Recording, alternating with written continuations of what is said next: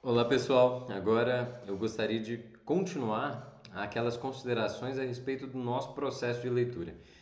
Vamos pensar o seguinte: nós já somos nesse grupo para a estratégia do desafio de 2025 mais de 360 pessoas.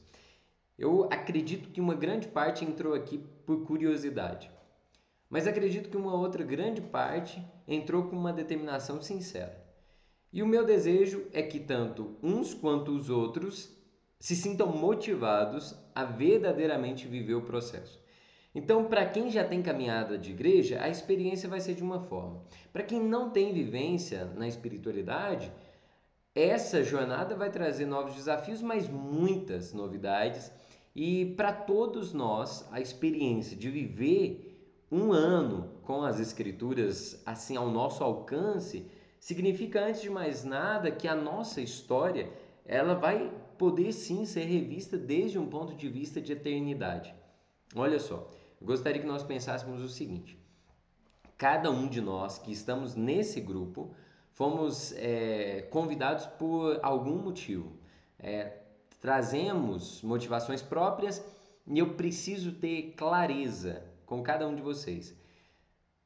Na nossa jornada, algumas dificuldades vão surgir, mas uma das principais, ela não pode ser uma dificuldade, mas deve se tornar a nossa aliada, que é a rotina. A rotina, geralmente criança, depende extremamente de rotina para que o organismo funcione bem, para que não fique estressada. E acaba que quando a gente passa pela juventude, parece que rotina é sinônimo de monotonia, né? Marasmo, como se tudo tivesse parado. E não é verdade, né? Pelo contrário. A rotina ela é muitas das vezes uma montanha russa, mas desde que nós tenhamos controle da situação. O que eu quero dizer? Eu vou insistir sempre que um dos pontos é a rotina, porque a rotina diz respeito ao meu dia completo e diz respeito a cada obrigação que eu me proponho a cumprir em cada um dos dias da semana. Alguns têm a rotina exatamente igual, todos os dias da semana. Outros de nós não. Segunda é dedicada a um propósito, terça, enfim. A rotina diz respeito a cada dia, mas também diz respeito àquilo que eu pratico cotidianamente. E quando eu falo em uma leitura da Bíblia em 365 dias, contando segunda, terça, quarta, quinta e sexta, eu estou dizendo de algo que vai ser habitual. E para conquistar qualquer hábito, eu preciso me empenhar com uma força um pouco maior quando eu inicio. Depois que eu faço aquilo por 10, 20, 30, 60 dias, agora já não é tão cansativo mais. E eu vou pensar isso com vocês novamente, porque eu acredito que ainda pode ficar um pouco mais prática todas aquelas considerações que eu já fiz naquele outro vídeo. E se você não assistiu o outro vídeo, eu imploro, reserve 40 minutos, ou se você consegue ver o vídeo acelerado, porque é tranquilo, reserve aí 25, 30 minutos, né? Vamos lá. Nós estamos nos propondo a esse objetivo: a leitura da Bíblia em 365 dias. Isso aqui deve ser uma meta clara e eu gostaria de pontuar um primeiro sentido. Ler em 365 dias as Escrituras é bastante ousado, até porque, né, se eu tomar essa edição, por exemplo, que me ajuda no estudo, né, a Bíblia do Peregrino, ela é bem ampla. Só que, quando eu olho a página dela, às vezes a maior parte da página é nota de rodapé. Mas eu queria dizer que ela é grande para falar o seguinte: são 73 livros, né? Nós estamos falando de uma quantidade grande de livros que foram escritos mais de 2 ou mais de 3 mil anos atrás. Então eu tenho que fazer um mergulho em uma história, em uma espiritualidade. E isso é desafiador, é um pouco cansativo. Então eu queria te dizer o seguinte: para você que não gosta definitivamente de história, eu vou tentar te conquistar e te fazer gostar um pouco mais de história. Apesar de não conseguir 100%, eu gostaria de fazer essa provocação. Existirão livros áridos que definitivamente não vão te agradar. Outros, no entanto, vão ser super prazerosos. E é essa a montanha-russa que eu queria dizer. Quando nós estivermos em alguns textos de Isaías, por exemplo, vai ser inevitável nós não rabiscarmos alguma coisa para levarmos aquilo para a nossa vida. No entanto, em outros momentos, nós não teremos absolutamente nada para considerar, porque o texto vai parecer que não diz respeito à nossa vida, né? E essas histórias elas vão se misturar. Mas eu quero que você faça sempre o esforço de se provocar a continuar. Peraí, só mais hoje eu vou fazer esse estudo, né? Outros dias, tua Bíblia ela vai ficar completamente marcada, porque absolutamente tudo aquilo que nós tivermos visto vai te chamar a atenção e, e assim por diante. A Bíblia que eu sempre sugiro é essa, né? A Bíblia Sagrada da tradução da CNBB, que ela é bem concisa, um texto bom, né? Nós conseguimos estudar bem, notas de rodapé são breves, mas o mais interessante de cada um dos livros que ela traz é o comentário inicial, em que ela faz uma exposição detalhada, né? Mas sem entrar em assuntos que não nos interessam. É aquilo que o leitor médio vai querer conhecer, né? Nessas introduções. Porque a Bíblia de Jerusalém, por exemplo, ela traz elementos que são interessantes para um exegeta, para um teólogo. Para nós, às vezes, nem tanto. Mas vamos lá. As considerações que eu gostaria de colocar agora de modo bem prático. Primeiro, para qualquer projeto em nossa vida, valem essas 3 regras.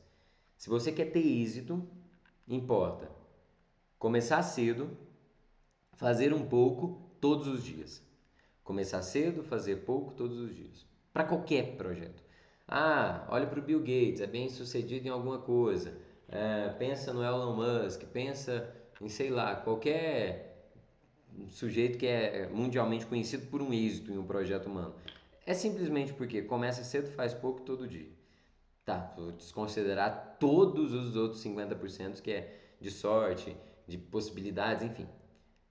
Para qualquer projeto na nossa vida, eu preciso começar cedo, fazer um pouco e todo dia. Aqui eu não precisava nem argumentar, porque eu não estou te falando que a gente vai fazer um estudo completo das obras de Tolkien, ou das obras de C.S. Lewis, ou nós vamos mergulhar no universo da literatura de Machado de Assis. Isso tudo pareceria um pouco periférico. Eu estou falando que nós vamos mergulhar na Sagrada Escritura, né? É o livro que, por excelência, inspirou todos os gênios da história. Ah, cara, eu já conheço grande parte da Bíblia. Que bom! Você pode e com certeza precisa fazer o estudo dela cotidianamente. Vamos lá. A gente vai falar sobre isso um pouquinho mais à frente. Mas antes eu preciso ter clareza em 3 pontos: a clareza de propósito, a clareza de meios e a firme resolução. Qual que é o propósito de fazer a leitura da Bíblia? Esse ponto aqui ele é dramático porque o propósito é cognitivo, né? Tudo aquilo que eu vou aprender, então eu vou me tornar uma pessoa mais interessante, né? Se eu conheço a Escritura, eu não preciso ser chato de ficar falando de Bíblia para todo mundo. Mas poxa, quando tiver algum assunto, por mais que pareça às vezes não ter relação nenhuma com religião, na Sagrada Escritura vai ter alguma reverberação. E a Bíblia, o cristianismo, apesar de a nossa sociedade estar muito distante moralmente do que é o cristianismo, no entanto, a civilização ocidental ela foi erguida sobre os pilares da filosofia grega, do direito romano e da religião judaico-cristã. Então, conhecer o cristianismo é fundamental para que você tenha panorama e horizonte em qualquer âmbito do conhecimento social. E mergulhar no conhecimento bíblico só humanamente já seria extraordinário. Então, eu estaria tendo acesso a um conhecimento que para a vida como um todo já tem um valor infinito. No entanto, nós vamos fazer a leitura das Sagradas Escrituras numa atitude, numa disposição de quem tem fé. Então, para nós, aquilo para de ser só um conhecimento ou uma cultura intelectual e passa a ter uma reverberação na minha própria vida. Aquelas verdades universais apresentadas na Escritura passam a ter um significado e uma plenitude na minha própria história, né? Porque a palavra ela é viva e eficaz, então ela é uma espada cortante porque ela não é um texto a respeito de algo acontecido há milhares de anos atrás, mas é um texto que diz respeito à minha vida. Vamos lá. Eu preciso ter clareza dos meios, né? O que é que eu vou verdadeiramente empregar? Eu estou propondo alguns meios. Talvez hoje possam te ajudar e pode ser que ano que vem já não te sejam mais interessantes. Os meios hoje são anotação, a Bíblia na mão e eu vou oferecer um pouquinho da minha ajuda através dos vídeos. Se chegar num ponto que você fala, eu estou cansado de assistir os vídeos, eu vou novamente insistir. Eu não quero que só por isso você desista. Né? Deixa os vídeos para lá e foca na tua leitura, faz no teu tempo, mas pelo amor de Deus, né? Não desista por elementos periféricos. Poxa, é uma palavra de salvação que está sendo proclamada para a tua própria vida. Cara, mas ler o livro de Levítico é chato para danar. A gente faz coisa muito mais chata do que isso, né? Ficar numa fila, esperar por alguma chamada. A gente passa por situações que são muito mais contrari... ah, contrariadoras, né? Enfim, me fugiu a palavra. Do que isso. E terceiro, uma firme resolução, né? Peraí, eu já estou te dizendo que para nós que queremos ter intimidade com a palavra é um dos objetivos principais. Mas talvez você possa nem considerar. Pode ser um objetivo periférico. Poxa, por exemplo, a minha frequência e a minha fidelidade ao meu treino na academia, por exemplo. Vamos supor que essa é uma das tuas metas. Ele ocupa um lugar, mas talvez não seja o lugar central. Talvez tua família e o teu trabalho venham antes. Mas mesmo assim você consegue reservar um período do teu dia para aquilo, porque tem alguma relevância na tua história. Se manter hidratado, por exemplo. Vocês já notaram que para mim é uma das prioridades, né? Eu prefiro uma pedra no caminho, que ainda dá para fazer poesia, do que duas nos rins, né? Poxa, isso aqui, né, tomar água com frequência, por exemplo, é algo que não foi um hábito na minha vida. Mas depois que se tornou um hábito, que passou a estar incorporado na minha ação, eu já não tenho nem que pensar para lembrar, né? Estou sempre com a garrafinha perto. Isso para dizer aquilo que Aristóteles insistia. O hábito ele precisa se tornar uma segunda natureza, tá bom? Caio, você precisa, eu disse no outro vídeo, você tem que assumir. Não, eu não sou leitor, eu não tenho frequência com leitura. Olha, então para você não é um hábito, você vai ter que adquirir o hábito e o conhecimento. Então é desafiador. Poxa, firme resolução. Quando você pensar em desistir, espera o dia seguinte. Aí você fala, poxa, tá, ontem eu falhei, ontem eu fracassei. Mas não importa, hoje eu tenho um dia novo, justa e verdadeiramente oferecido por bondade de Deus para que dê certo, não é para continuar dando errado. O erro ele tem que ser a exceção, não a regra. É sempre assim que a caminhada funciona. Vamos lá, os próximos pontos são que se eu tenho, né, esses primeiros três princípios, é fácil. Quando acontecer alguma dificuldade, eu sei no que eu falhei, eu sei por onde recomeçar e eu sei que vale a pena recomeçar, né? Cara, eu não consegui fazer a leitura de tal livro. Cara, são 73. Se você falhou em um, tem 72 para acertar. Tá bom, eu não vou definitivamente ler Levítico porque eu acho chato, não me interessa fazer a leitura, sei lá, um outro livro que talvez não te chame a atenção, um livro de reis. Tudo bem, Juízes. Poxa, tem 3 livros que eu não vou ler, tá? Não deixa toda a Bíblia se perder por conta de 3 livros, tá bom? Porque existem outros 70. E assim a gente vai. Se você falar, eu não vou dar conta de ler metade da Bíblia, poxa, então fica comigo para ler a outra metade. Em 2026 a gente resolve ficar para trás, beleza?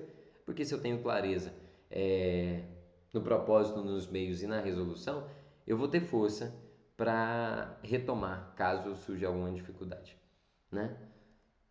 Adiante. Olha aí, isso aqui tem que ficar muito claro. Primeiro, ler a Bíblia não é como ler um livro qualquer, né? Eu não posso chegar e abrir a Sagrada Escritura e perscrutar esses conteúdos, né?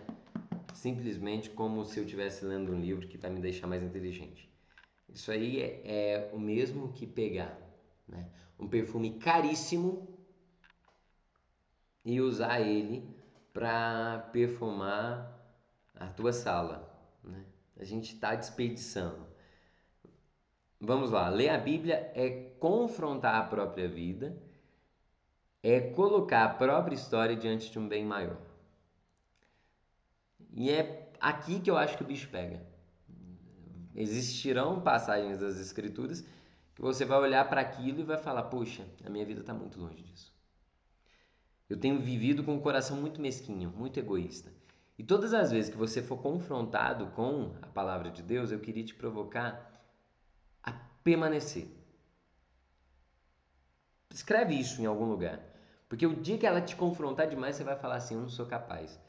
Aí eu vou te dizer, coloca isso em oração, deixa isso ser a matéria da tua oração. Fala com Deus: olha, Deus, isso que fulano viveu, da fidelidade que você esperava de Davi, por exemplo, eu não sou capaz. Mas aí você vai conhecer que na mesma história daquele mesmo Davi existiu infidelidade, ele voltou atrás, se arrependeu e Deus o acolheu novamente por conta do arrependimento. Tudo bem. Você vai descobrir que a nossa vida, a substância da nossa história é exatamente essa. É um começar e um recomeçar. A vida do cristão é um começar e um recomeçar. Hoje nós estamos começando. Nos próximos dias nós precisaremos recomeçar. Ler a Escritura é conhecer um repertório vasto de biografias.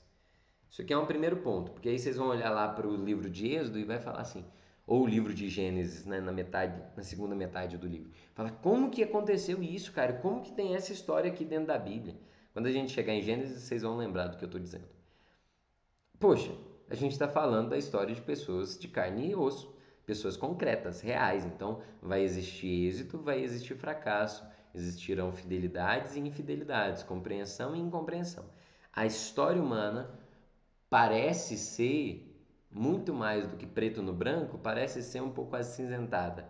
E é nesse entremeio que a misericórdia e a ação divina vão acontecendo, né? Mas ali eu conheço esses repertórios vastos, eu conheço personagens de todos os tipos e eu posso escolher se o meu modelo ele será daqueles que abandonaram a Deus ou se será dos que lhe buscaram de coração sincero. A decisão vai ser sempre a tua.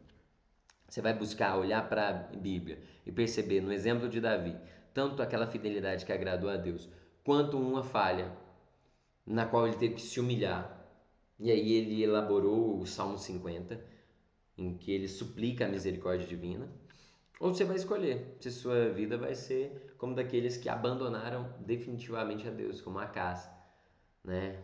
Ou como uma Jezabel, por exemplo, que aparece no Antigo Testamento e é uma mulher desprezível, né? Que faz de tudo para que a idolatria cresça ali no reino de Israel. Todas essas possibilidades vão estar diante da tua escolha. Mas vamos lá. Eu gostaria de fazer algumas provocações. Primeiro, se eu creio em Deus e as Escrituras são a forma com que eu posso ouvi-lo, como posso não ler a Bíblia regularmente? Entende? É aquela história do católico ou cristão de BGE, né?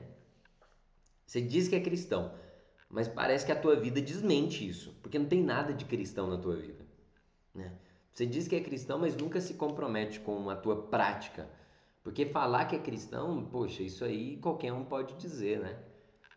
Agora, eu não estou querendo ser moralista, não. Eu estou falando que o vegano, quando ele diz que é vegano, a vida dele tem que provar. É ou não é? O vegetariano, quando diz que não come carne, a vida dele tem que ser. É evidente que qualquer um de nós, quando eu escuto, nossa, fulano agora é vegetariano, você vai esperar encontrar ele numa churrascaria? Não vai, não vai, né? O cara diz que é São Paulino e de repente ele aparece com a camisa do Corinthians. Poxa, a vida dele desmentiu.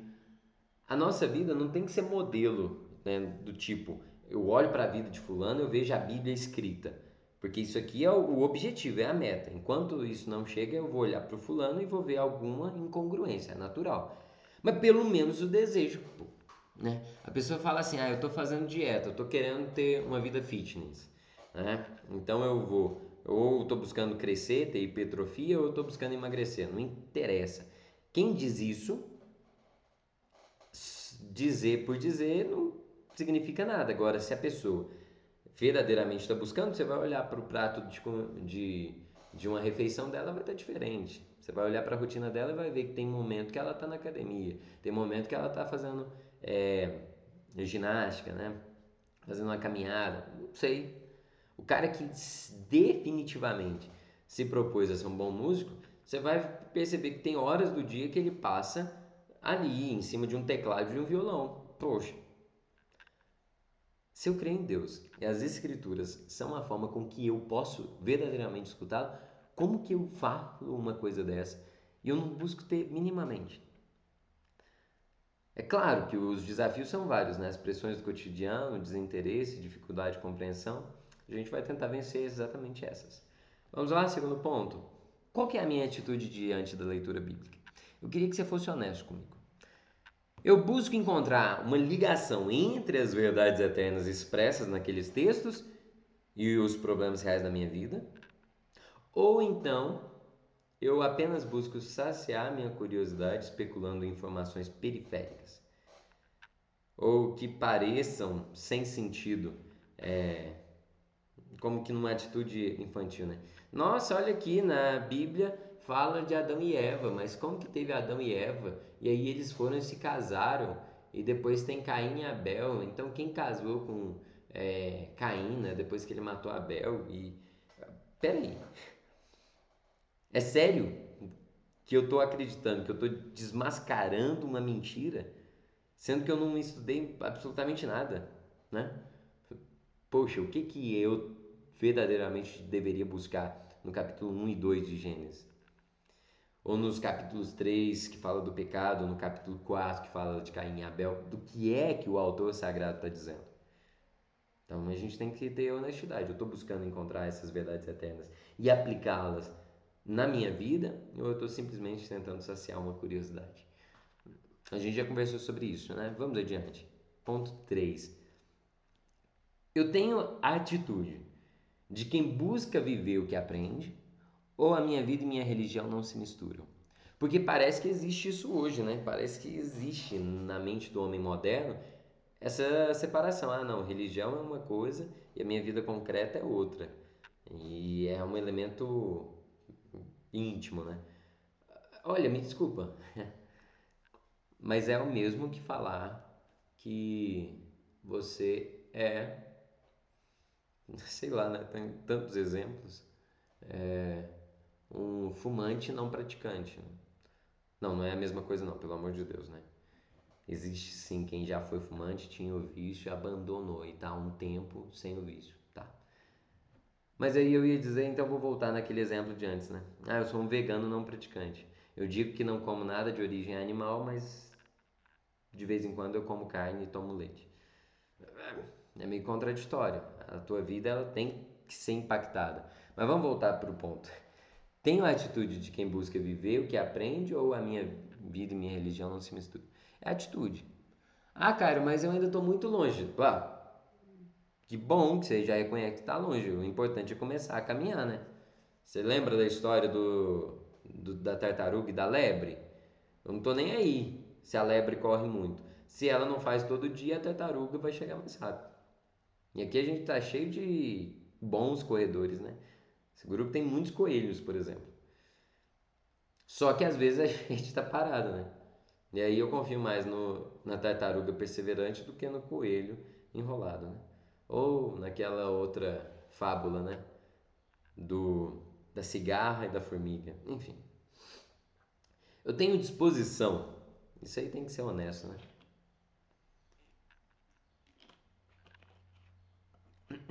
Eu tenho disposição para avaliar a minha conduta. Quando a palavra de Deus me constrange, eu estou disposto a buscar a conversão que o texto sagrado me exige. Isso aqui é muito curioso, né? Ou eu já desisto logo de cara porque eu digo, eu não sou capaz, sem nem mesmo ter tentado e buscado em Deus a minha fortaleza. Se eu olho para isso aqui, eu vou perceber que quase tudo na minha vida, o fracasso vem daqui, né? Às vezes eu não tenho essa disposição para reavaliar a minha conduta, ou seja, fazer um exame de consciência. Às vezes eu não estou disposto a buscar a conversão que o texto me diz, ou às vezes eu nem tento. O cristão não é aquele que nunca erra. O santo não é aquele que nunca pecou. A diferença do... Porque eu sempre digo que existem duas pessoas. Existem dois tipos de gente. Aqueles que caem e que se levantam. E existem aqueles que caem e que continuam no erro. Simples assim, tá? Nesse grupo, eu definitivamente não acredito que exista um terceiro tipo de pessoa. Nos cristãos eu não acredito que exista. Na humanidade eu não acredito, porque em Romanos São Paulo vai dizer, olha, a humanidade inteira pecou. Nós teríamos uma exceção, que é Maria Santíssima, mas a humildade dela já explica tudo, né? Então, toda a humanidade pecou. Aquele que diz que não tem pecado é mentiroso e a verdade não está nele. Então, pronto. Nos restam essas atitudes. Porque eu não quero ser a pessoa que cai e continua caída. Se eu cair, eu tenho mais um motivo para tomar impulso na queda e recomeçar. Vamos lá, ponto 5. Aplicar a palavra de Deus é fruto da obediência a Deus. Enquanto não aplicar a palavra de Deus traz secura, superficialidade e indiferença. Se você está experimentando essa secura, essa indiferença, essa superficialidade, é porque está te faltando aplicar a palavra de Deus e vamos começar. Né? Por fim, eu gostaria de deixar esse trecho da carta de São Tiago. Sede praticantes da palavra e não meros ouvintes, enganando-vos a vós mesmos. Eu estou dizendo isso porque vem lá do primeiro capítulo, do versículo 22, porque eu, Cairo, sou o primeiro. Né? Todos os estudos que eu farei, eles vão me confrontar. Inclusive, vocês serão todos testemunhas. Né? Quando um dia me encontrarem no sacerdócio, poderão me dizer: poxa, Cairo, um dia você leu com a gente aquela passagem, lembra? Pronto. Vamos adiante? Eu queria só retomar porque Felipe Siqueira nos auxiliou com esse resumo, aquilo que eu havia pontuado, mas aqui de uma forma um pouco mais coesa, né? Olha só, eu tinha no outro vídeo destacado a importância da perseverança, falei das estratégias e dos benefícios, ponto.